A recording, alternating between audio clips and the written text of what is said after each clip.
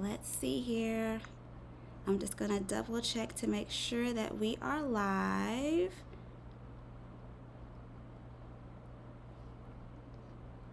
Okay, we are rocking and rolling. We are live. Hi, everyone. Welcome to the space. Come on in, come on in. Get settled. We're so excited that you're here, so excited that you're a part of this conversation, spending your lunch hour with us. I always really am intentional about opening the space with gratitude.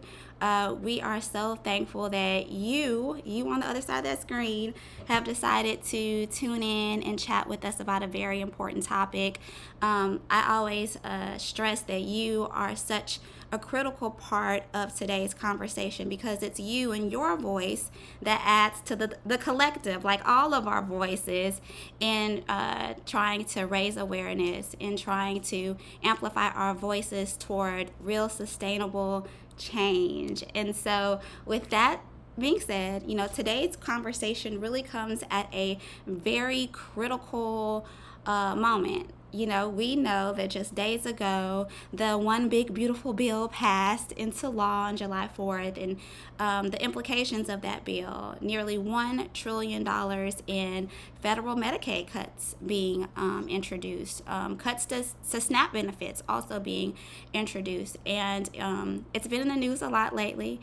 And I know when we see the national coverage, it can feel really distant, right? It can feel like a disconnect of sorts, but we have to be very intentional about creating spaces where we can remind folks, that, these changes have real deep regional and state consequences for those of us, especially those of us here in Mississippi. And so without all of that, y'all, being said, to help us kind of unpack, what's at stake, the progress that we've made in Mississippi, what we can hope for or work towards in the future, I'm so delighted today to introduce to you or reintroduce to you Miss Linda Dixon. She is a critical health law expert.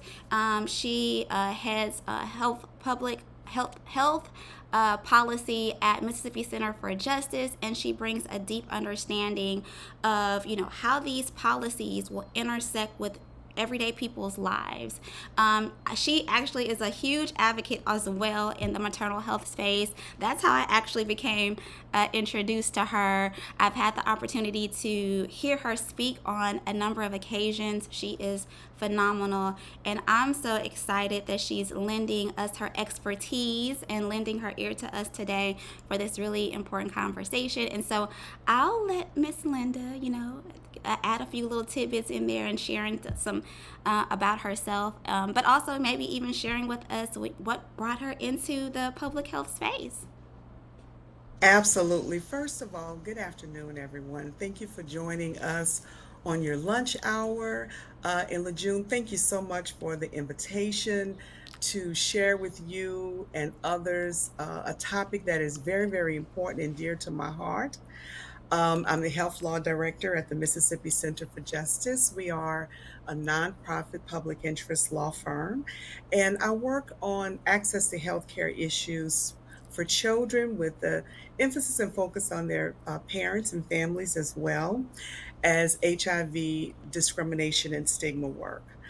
Mm-hmm. I know that doing this work is a part of fulfilling God's purpose in my life. You want to know why I'm doing it? That's why. To better the kingdom, to do what I've been poised and challenged to do from a spiritual standpoint. And I absolutely love and enjoy uh, serving Mississippians. Awesome. Thank you so much for that. I appreciate that. I definitely can identify with that call to service, that call to serve, being a social worker. We serve others. We dedicate our lives to that, and we often serve the most vulnerable. So I appreciate you so much for being in this space and making such significant contributions to advancing health equity and advancing the health the healthcare quality and quality of life for so many Mississippians. So thank you for so much for the work you do. Thank you so much for being in this space with us today.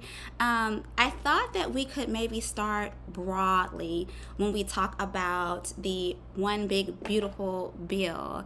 And I use the term broadly because the bill is over 800 pages. So for those of y'all who are tuning in with us, this is a very massive, big bill. And for many of us in the public health advocacy space, a lot of us are still sifting through the bill, trying to figure out what all this means and how the implications of this bill will impact our communities. So we're still working to understand it. But what we do know about the bill is quite concerning. We do know that this legislation proposes massive cuts to Medicaid and SNAP, which are poised to reduce access to care for Mississippians. And in Mississippi, we know that we are a very rural state. We are the poorest in the country. We have food insecurity issues here as well. And so, you know, I was hoping that maybe you could talk to us broadly about how these cuts, from your perspective, will impact Mississippians and what we should be watching out for when it comes to how these federal changes may impact maternal healthcare systems here or just healthcare systems in general. Sure, thank you. First of all, I'll start with, as you say, broadly. So, Republicans in Congress have passed this so called Big Beautiful Bill. It's not so beautiful, everybody.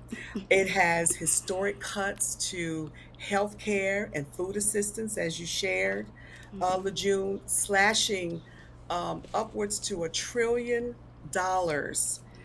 in Medicaid and more than 185 billion from SNAP. And we know that these cuts will impact from a maternal health standpoint and other access to health care um, uh, considerations. It's going to impact Mississippi's mothers and newborns, Mm-hmm. putting their health, nutrition, and family stability at serious risk. The Mm-hmm. potential consequences of the One Big Beautiful Bill, it's alarming and would set Mississippi back significantly. Mississippi has a higher uninsured rate than the national average, with 10.5% of residents lacking health insurance in comparison to 8% nationally, according Mm-hmm. to the Kaiser Family Foundation. Those rates will only increase with massive cuts to the Medicaid program, you know, having detrimental consequences to the health and well-being of children, pregnant women, vulnerable adults, and seniors, those who currently qualify categorically for Medicaid, the current Medicaid program. Mm-hmm. So, you know, we're looking at, you know, half of Mississippi's children receive health coverage through Medicaid. So deep cuts will severely threaten Medicaid coverage for hundreds and thousands of Mississippians, in particular for our children. Mm-hmm. And when you look at what it looks like on a state level, we're looking at $2.4 billion to Mississippi. And that is, you know, the numbers are, they're moving a lot. So we Mm-hmm. don't know exactly how much, but we can sure count on billions of dollars that's going to negatively impact Mississippians. Medicaid has been a source of health coverage for low wage workers in Mississippi. The bill will reduce federal funding to provide tax breaks for the wealthiest, leaving the state to potentially compensate 75% of funding for more than 600,000 in our workforce, our children, our disabled and aging populations. So the bill creates it, you know, it's going to create administrative barriers. It's just across the board is going to be detrimental for Mississippians in this country. Yes. Oh gosh.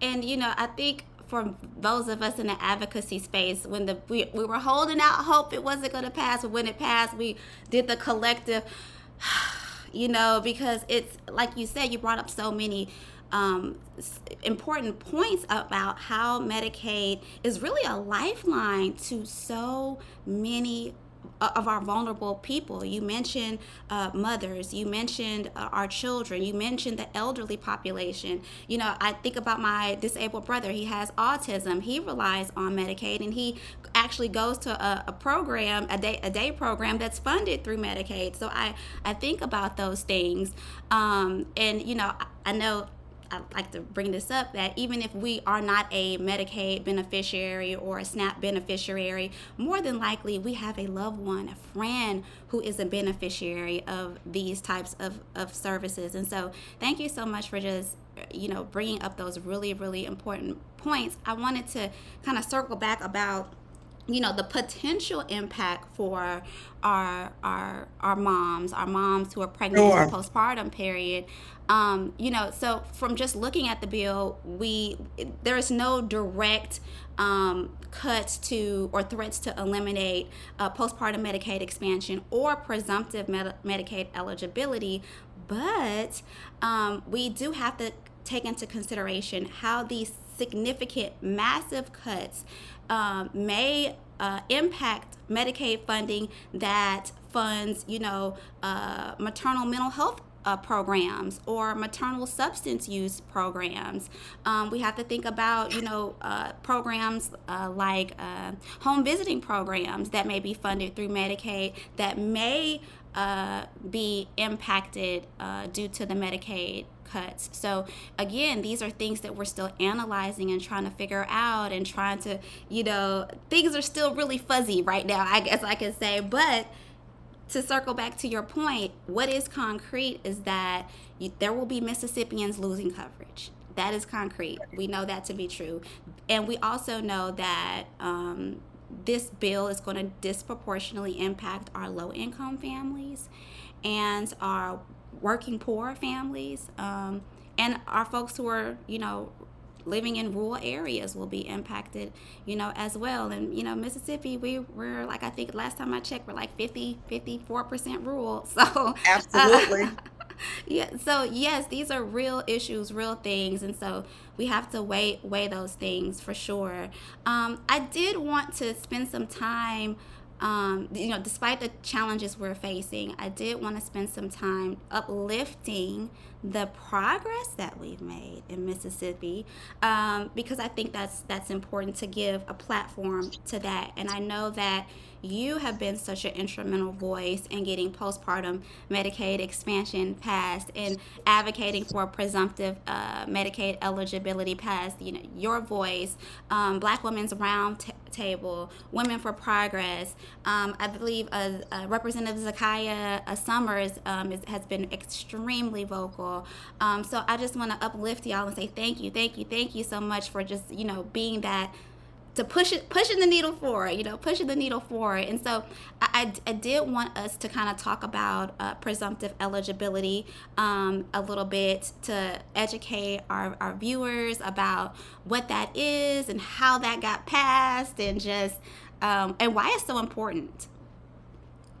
So I really appreciate you elevating the voices and organizations of so many that have worked in coalition to make that happen.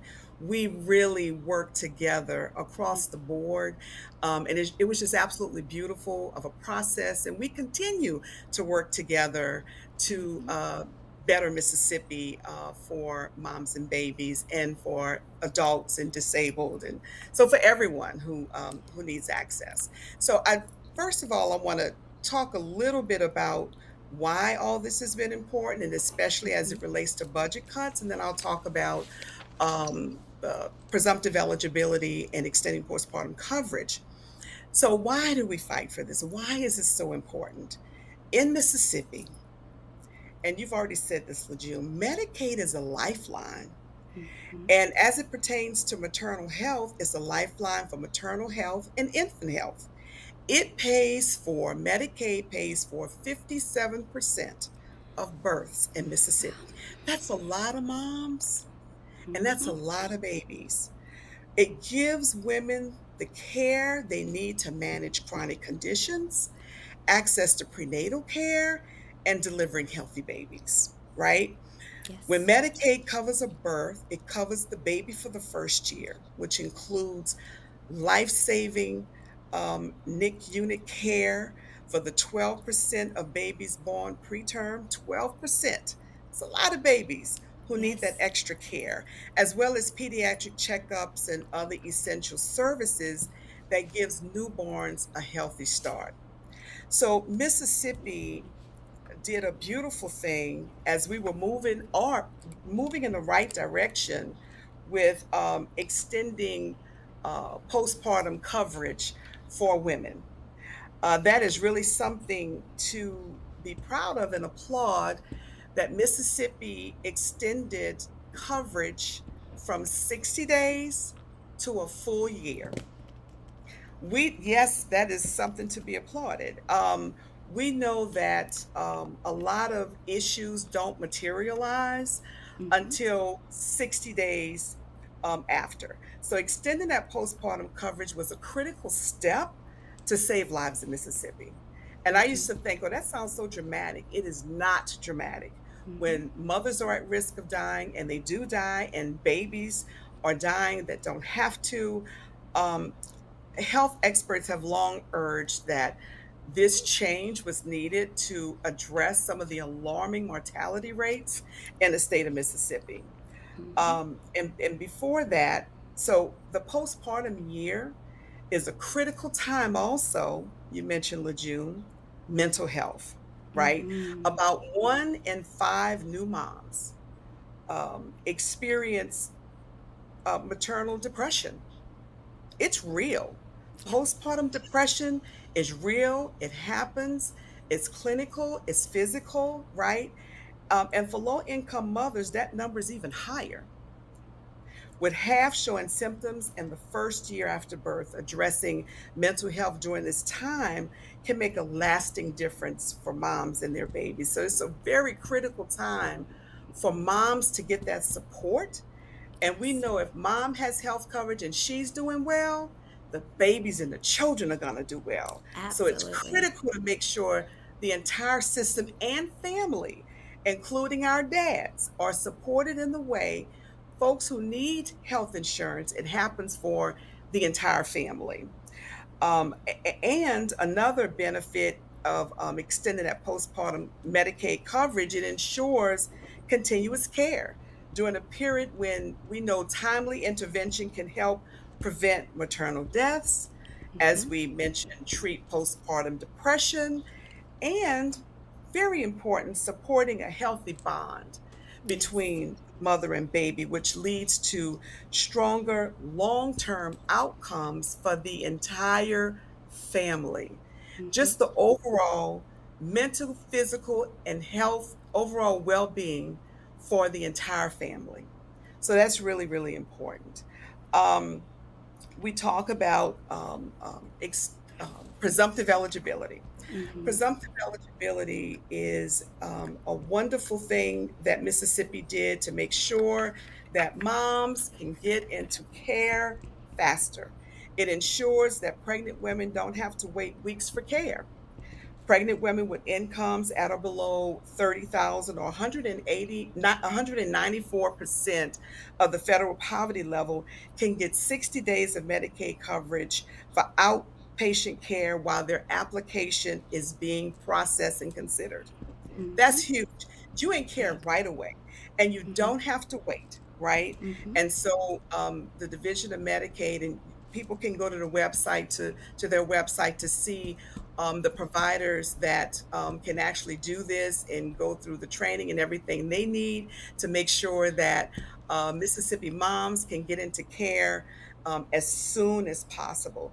And this just really ensures timely access to vital prenatal care, right? Absolutely. Protecting families also from medical debt. Because if you don't have Yes. the health insurance, you have to get it. You have to get your care. You have to Mm-hmm. get your prenatal visits just to make sure that mom and baby are healthy and you don't have to wait. So, and it just ensure providers are reimbursed for the care Yes. that they receive, right? Yes. And before this law, it took a while, extending well into sometimes mom's first trimester. So now women can get this immediate care. And, this is all in consideration, LeJune, that Mississippi does have some of the worst outcomes in this country for infant mortality, for preterm Unfortunately. births, and for low birth Yes. weight. Yes. Another critical reason why this is so important and working in the state of Mississippi. So it's a wonderful thing. We have a Absolutely. long way to go, but this is Yes. a great start to make sure that women can get the care they need faster. Absolutely. Absolutely. And I just want us to, everybody, we need to sit with that for a minute. Sit with that success. We need to, when we do good, we need to lift it up, acknowledge the people who were leaders in the space and getting things done. Huge. I hope y'all take that in. Presumptive eligibility, postpartum Medicaid expansion. These are pathways that are going to save lives. Like Miss Dixon just brought up, unfortunately in Mississippi, we have the highest infant mortality rate in the US. And we up there when it comes to maternal mortality. And so in addition to that, when we're talking about, health disparities, black women and black babies are bearing the brunt of those deaths. Black women 3 to 4 times more likely to die from pregnancy related complications than our white counterparts. Our black babies twice as likely to die from. I always like to frame it as this to really drive home the impact. Mississippi being number one in infant mortality, that means our babies in Mississippi, more than any other state in the country, are more likely to die before their first birthday than anywhere else in the US. That hits hard, and our black babies are twice as likely to die than their white counterparts. And so when we think about pathways to saving lives and prevention, things like postpartum Medicaid expansion and presumptive eligibility are things that are going to save lives. And the fact that advocates like Miss Dixon and Black Women's Roundtable and Women for Progress pushing the needle forward so we can amplify the voices of these black women who unfortunately have passed due to this. And we know too that most of these deaths from reports are preventable deaths. So 80, I just, and I'll add too, 83% of pregnancy related deaths were deemed preventable. And this is from Mississippi's Maternal Mortality Report from 2017 to 2021. Yes. And there were 202 pregnancy associated deaths, with 38% identified as being directly related to pregnancy. oh, One death is one too many. And absolutely. we want to strive to be on the list first for everything good and not be Absolutely. on the list first for everything bad. We want to move the state of Mississippi and its citizens up higher on these charts and statistics that we are doing something to help all of the health disparities that we see in our state. Absolutely. Oh, And and like, go ahead. Yes. I was gonna just say, and yes, the presumptive eligibility and extending postpartum coverage. We also want to bring back in context the cuts, right? These massive cuts are going to put an enormous strain on Mississippi's budget. But Mm-hmm. the need for maternal and newborn care is not going away. It's Mm-hmm. going to be the same um, issues and concerns, and the same amount of people needing services, moms and babies.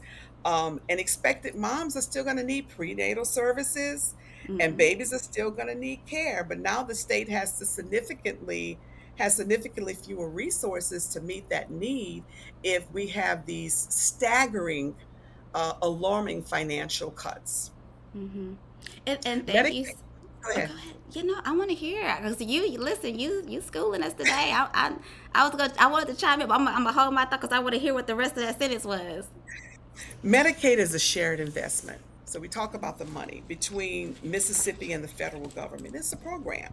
And for every dollar our state puts in, the state of Mississippi gets $3.33 in federal funding. So we receive Mhm. 5.1 billion in federal funding for Medicaid annually.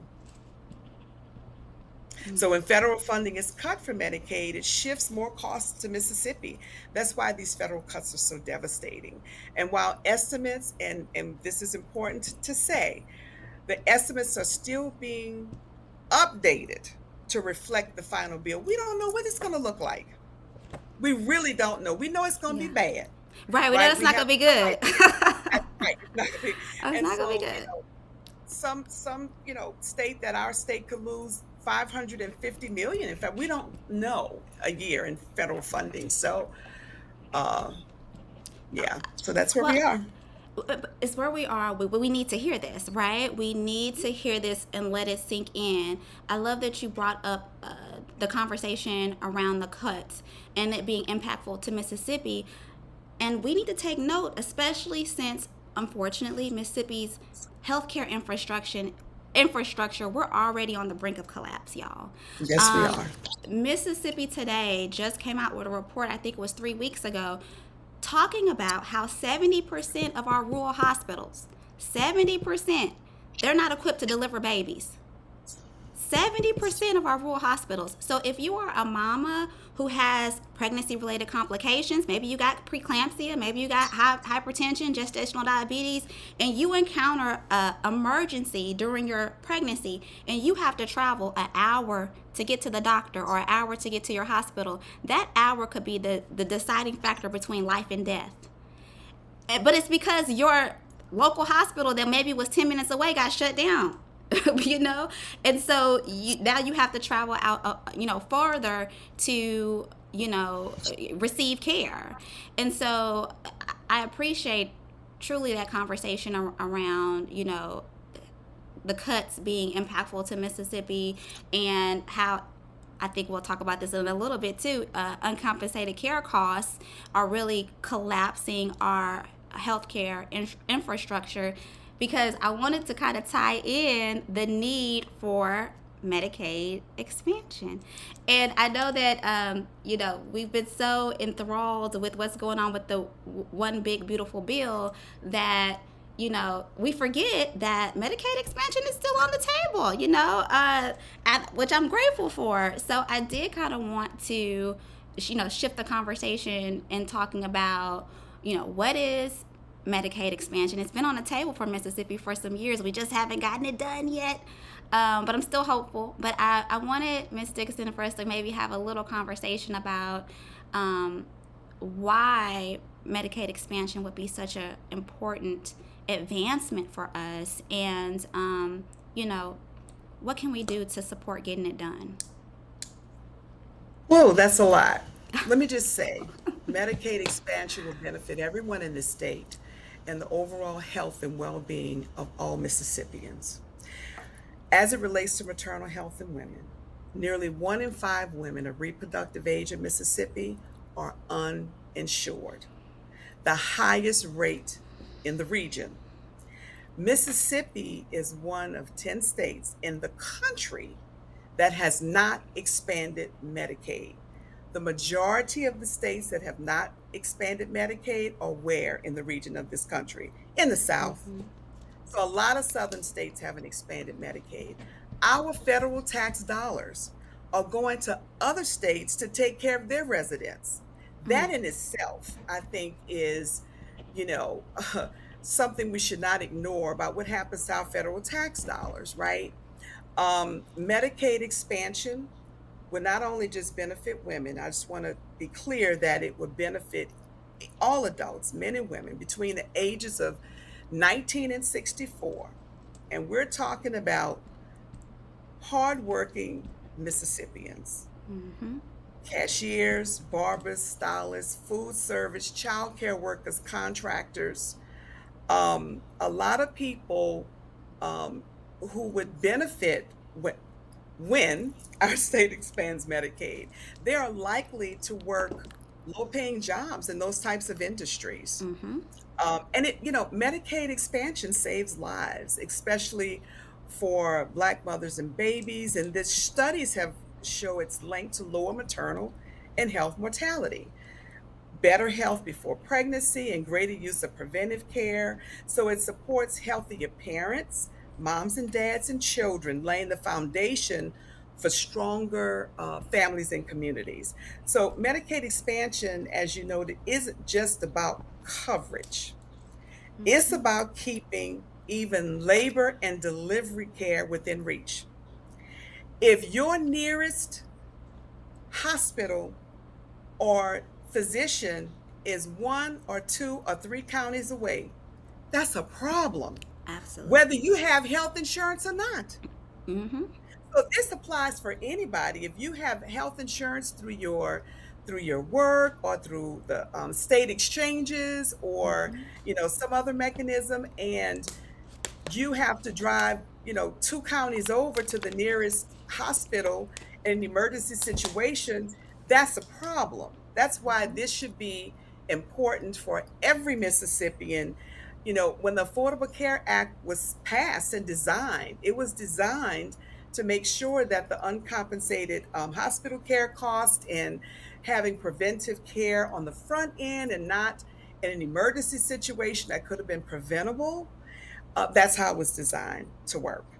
Um, so it saves lives. And Mississippi hospitals are struggling Yes. to stay open, forcing even women to travel further to give birth. So Mm-hmm. expansion would help sustain these hospitals, benefiting not only Medicaid eligible women, but all women and all men and children, whoever needs that timely care. Studies have also shown that Medicaid expansion has helped to narrow racial disparities, Mm. especially as it pertains to Black men and women in key areas like health coverage, maternal and infant mortality, low birth weight, preterm birth. So you know, Meaningful Medicaid expansion is truly a common sense approach, even being fiscally responsible to provide access to care for more Mississippians.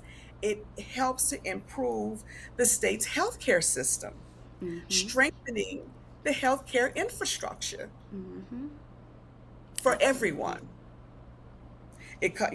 Medicaid is health insurance, right?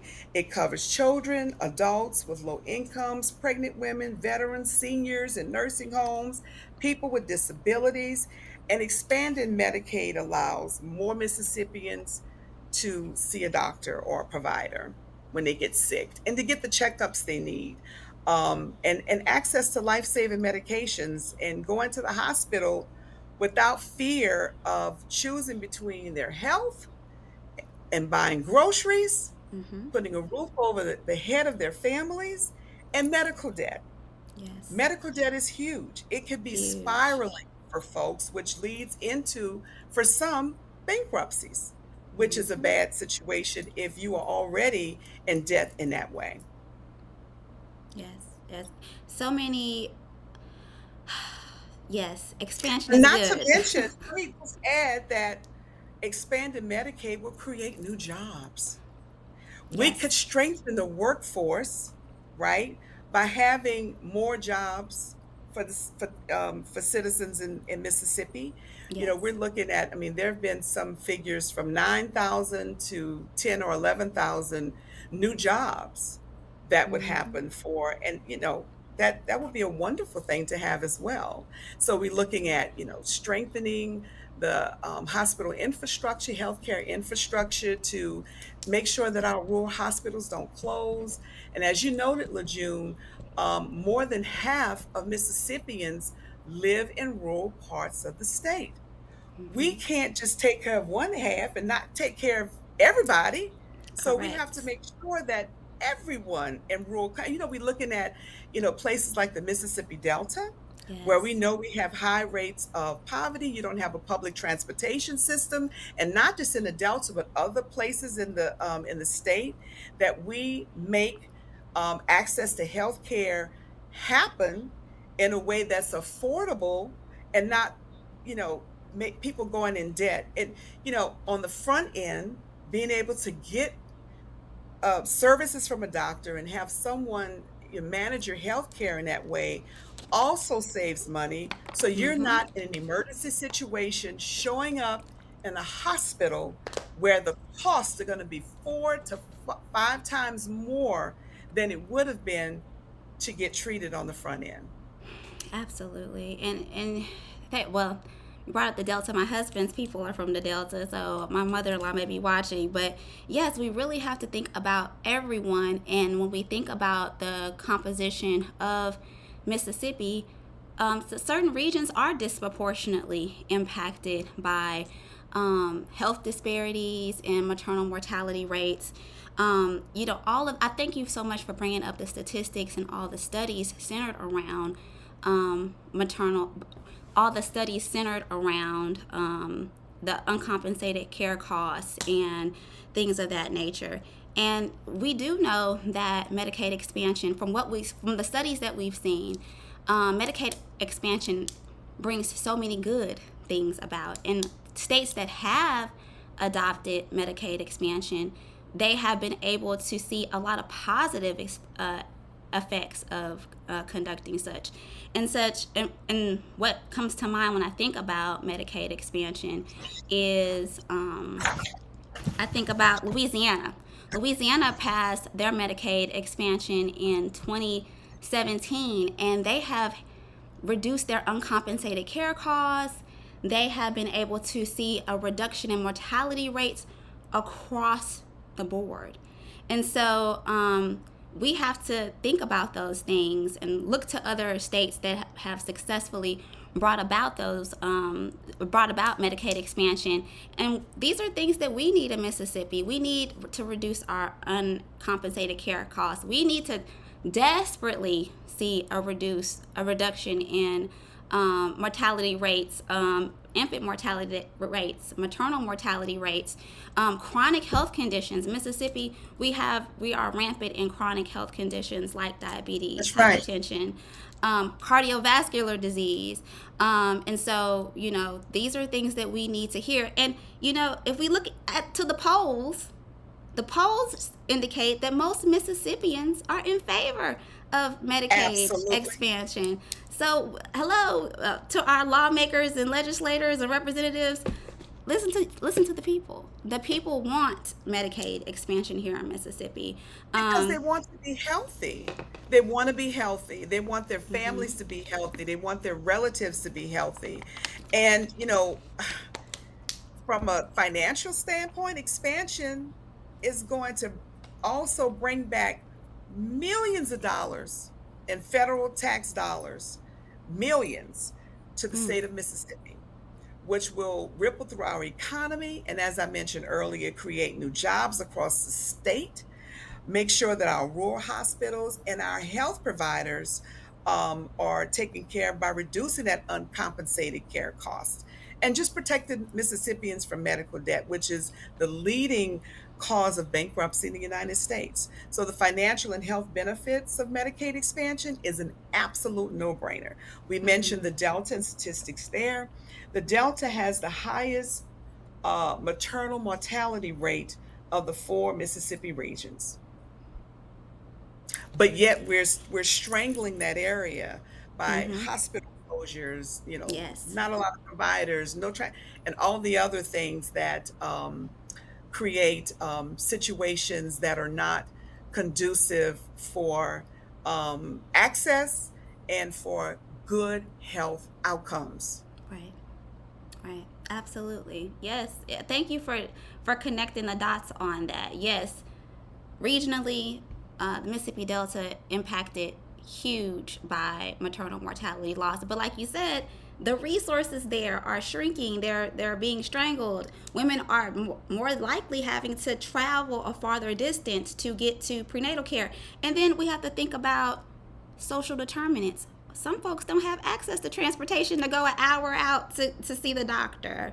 And so, I mean, it's so multi-layered. It's so multi-layered. But I thank you so much for connecting the dots on that aspect. I did want to lend some time to talking about, what can we do? What can, healthcare providers who want to advocate to making things better, promoting Medicaid expansion, talking about how are we going to get through surviving this one big beautiful bill. Like, what are things that we can do as advocates, as just concerned citizens, to push the needle forward, to try to support more equitable healthcare policies and systems.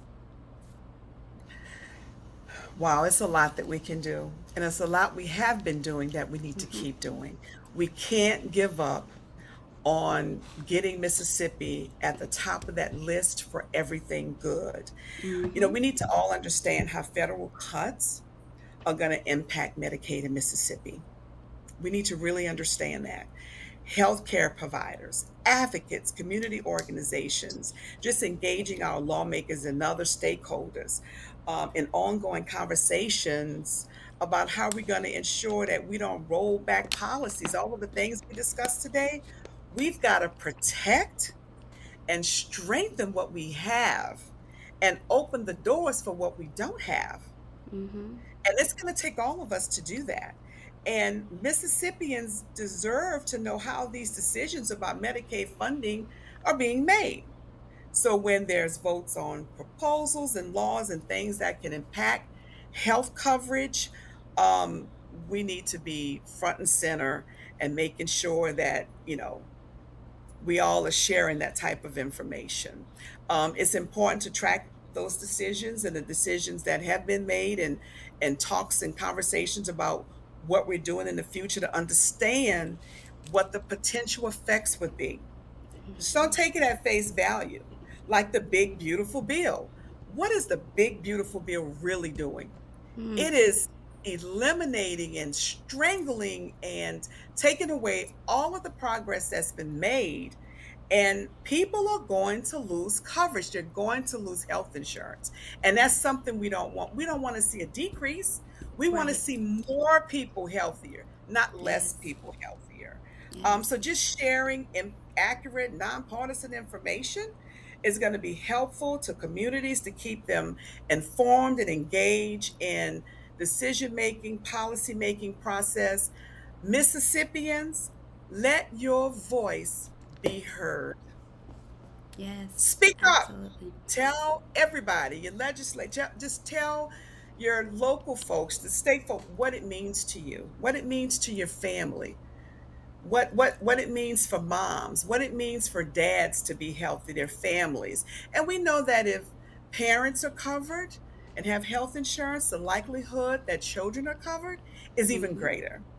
So it's about everybody. And we want to give our babies, our children in Mississippi, a head start in life by making sure they're healthy, that they're in environments that is conducive for learning and striving. So it goes a long way.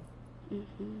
Absolutely. Oh, you brought up so many wonderful points. I love what you said about letting your voice be heard. I always try to start our conversations off letting folks know how powerful their voice is.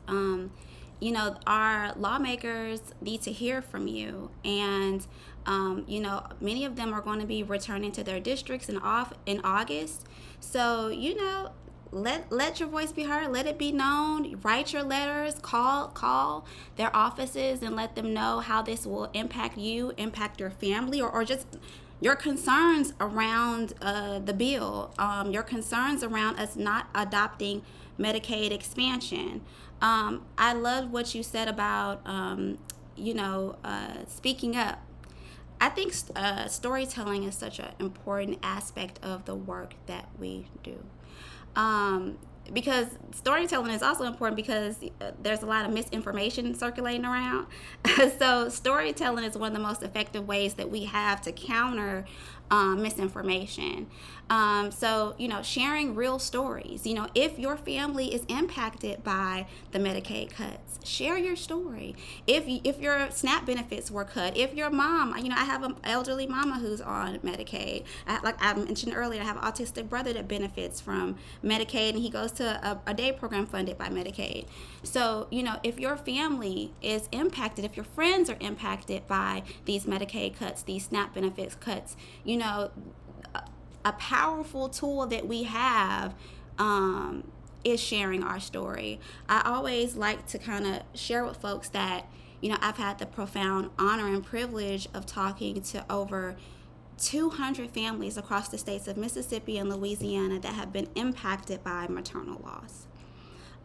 And I'm here to tell you that there is power in sharing your story. Yes. And it's advocacy. Oh, That is a yes. form of advocacy. Mm-hmm.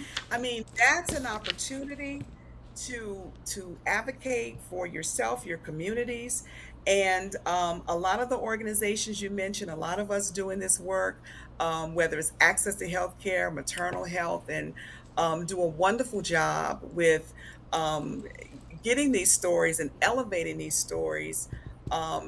They're persuasive.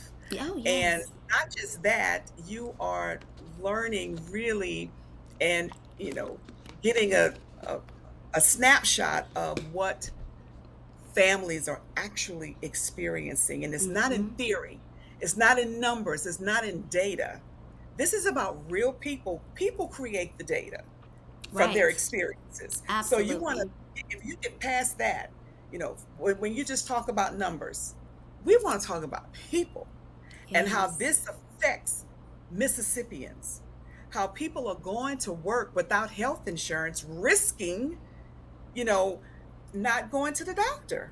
Mm-hmm. That is, no one should not have access to affordable quality health care in the state of Mississippi.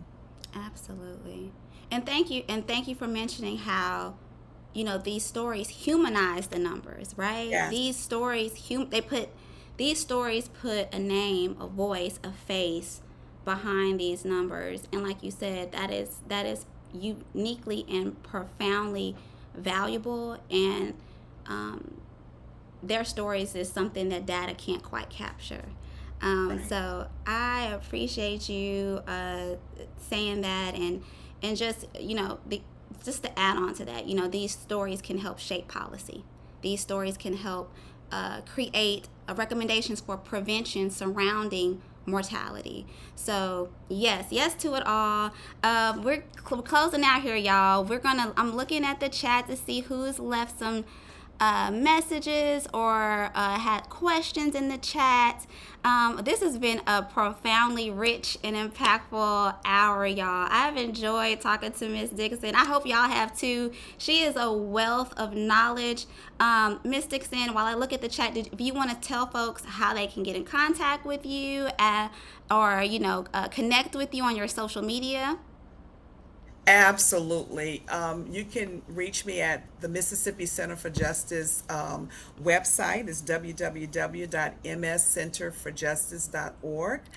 You just click on and you can see me there.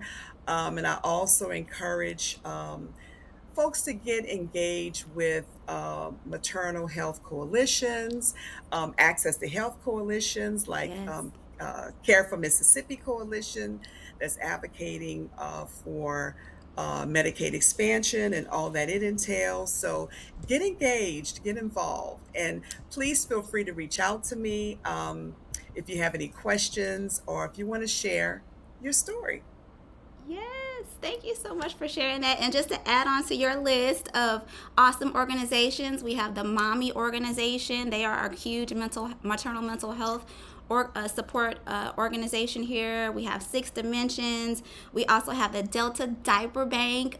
They do a lot of wonderful work in the community. There are a lot of wonderful community organizations that are here to uplift the voices of mamas and issues that are related to health disparities in the women that we serve. So thank y'all so much. I'm looking at the chat, all of wonderful, sweet comments, great information. information. Folks thanking Miss Dixon for coming on and chatting with us.